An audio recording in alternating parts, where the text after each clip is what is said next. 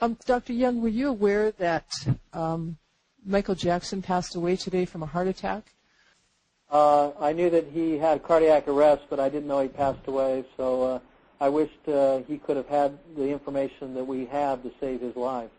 I wished Farrah Fawcett, who passed away earlier today, that she had had the information. Well, she did have the information, that she had made a better choice. Rather than going to Germany, she could have gone to San Diego. We have the knowledge, we have the technology, we have the self-help books. People can, we don't treat disease. We help people regain the alkaline design of their bodies and teach them how to do that through lifestyle and diet. We don't have to treat disease. We just have to show people the way on how they can have energy and vitality and health through making better lifestyle and dietary choices, because all disease is nothing more than a consequence of our choices. And so I'm very saddened to hear of loss of life and two people that prematurely have passed on that could have lived a lot longer if they had followed these alkalizing principles.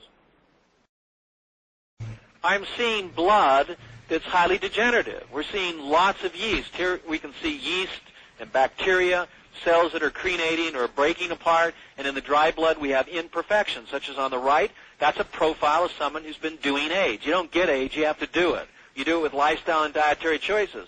Where here in the center, on the right, on the left-hand side picture, we're seeing in the center of the blood coagulation, we're seeing like a nest of white eggs, or eggs in a basket. That's a profile for colon cancer.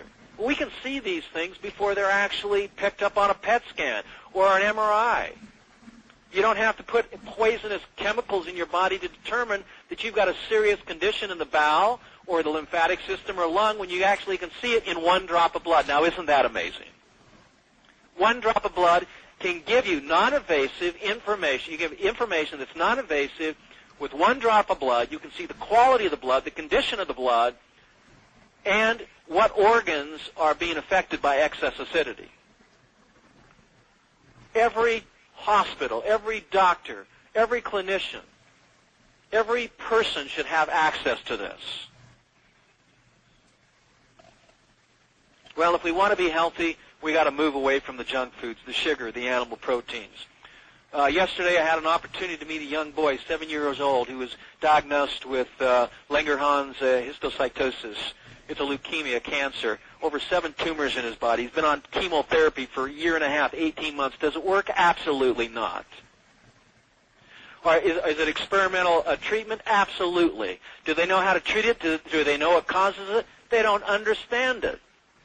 But what it is it's a white blood cell that's in high count, which is the eosinophils, which are specific, and we see them all the time when a body is over acid and the person is ingesting high concentrations of sugar.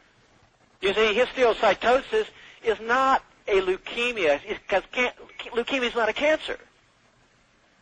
What this child had was I eat too much sugar disease.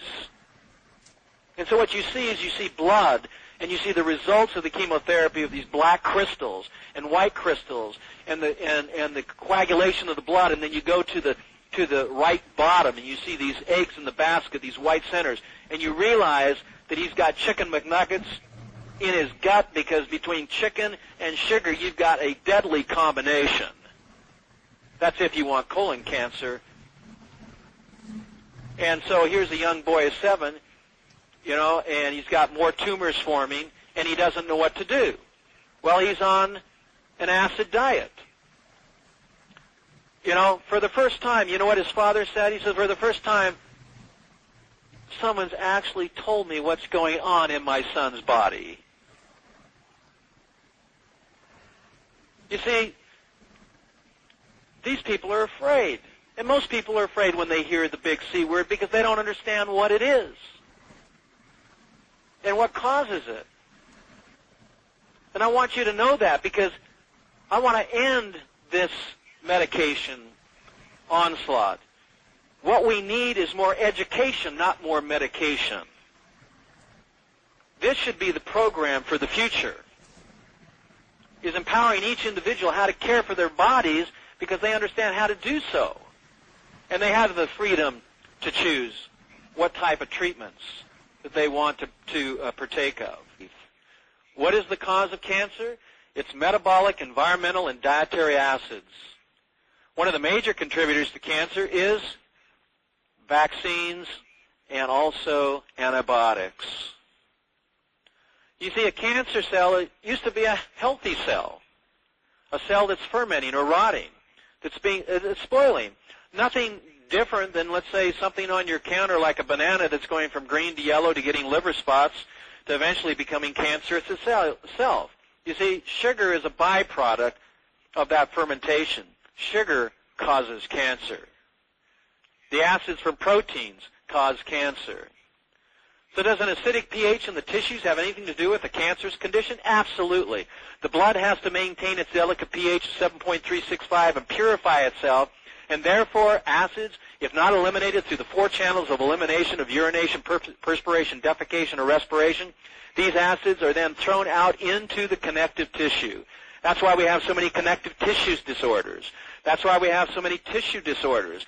If the body cannot eliminate it, it goes into the tissues, hopefully, i.e. the fatty tissues. And unfortunately for women who are at 100% risk for breast cancer on the current lifestyle and diet that most women are living, that acids are deposited in the breast tissue because it is a fatty tissue.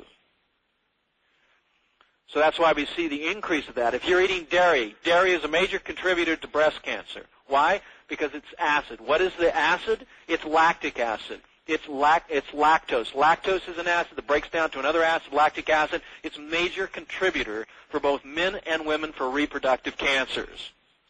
You see, cancer is not a noun. It's an adjective. It is actually expressing what is happening to the cell. We don't have cancer cells. We have cancerous cells because they're being spoiled by our own waste products that are not properly being eliminated through the 4 channels of